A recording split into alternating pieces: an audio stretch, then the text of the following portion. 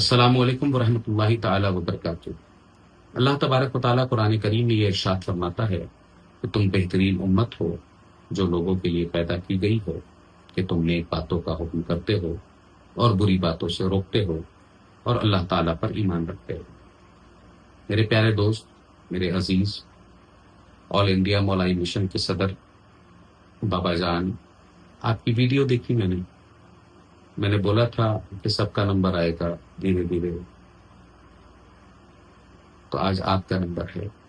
سب سے پہلے میں آپ کو ہدایت کرنا چاہتا ہوں کہ پیر صاحب بننے کے لیے کم سے کم اردو تو سیکھ لیجیے۔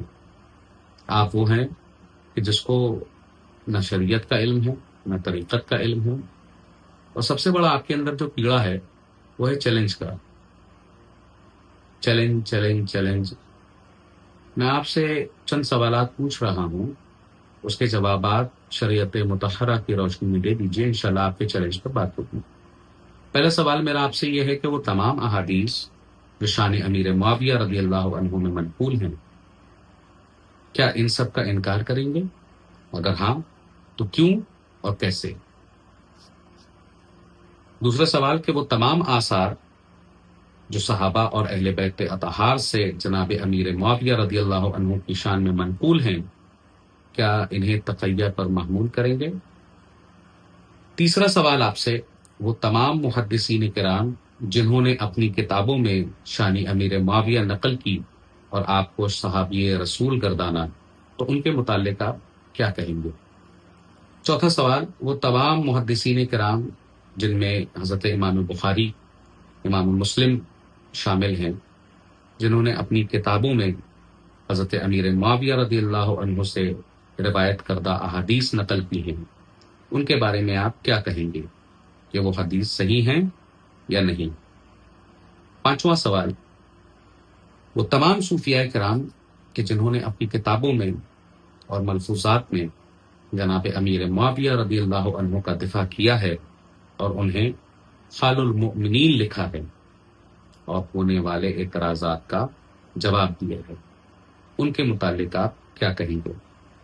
مثلا سن 505 ہجری میں حجت الاسلام ابو حامد محمد بن محمد غزالی، 534 ہجری میں حضرت امام ابو بکر محمد بن عبداللہ بن العربی، 561 ہجری میں حضور سیدنا غوث اعظم شیخ عبد القادر جیلانی، 578 ہجری میں شیخ سید احمد کبیر رفاعی الحسینی، 597 ہجری میں حضرت عبد الرحمن ابن جوزی، 627 ہجری میں حضرت فرید الدین عطار نیشا پوری، 634 ہجری میں سلطان الہند خواجہ خواجگاں عطائے رسول خواجہ معین الدین حسن چشتی کاظمی، سن 638 ہجری میں شیخ اکبر محی الدین ابن عربی، 725 ہجری میں سلطان المشائخ سلطان محبوب الہی خواجہ نظام الدین اولیاء،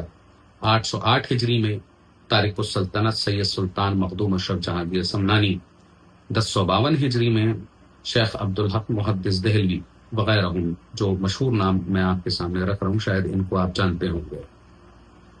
پھر آگے کا سوال کہ ان بزرگوں نے جناب امیر معاویہ کا دفاع کیا ہے، جن کے نام سے آپ صوفیاء کرام کے نام سے آپ روٹیاں سیک کر اپنی زندگی کو چلا رہے ہیں، تو آپ کی نظر میں یہ بزرگان دین کیا ہوئے؟ ساتواں سوال کہ ائمہ ماتریدیہ و اشاریہ نے اپنی کتابوں میں جو دفاع امیر معاویہ کیا ہے، کیا یہ سب قابل اعتماد ہیں یا نہیں؟ آٹھواں سوال قادری، چشتی، نقشبندی، سہروردی اور دیگر سلاسل حقہ کے بزرگوں نے جو دفاع کیا ہے اور جو ثابت ہے، اس پر آپ کا کیا کلام ہے؟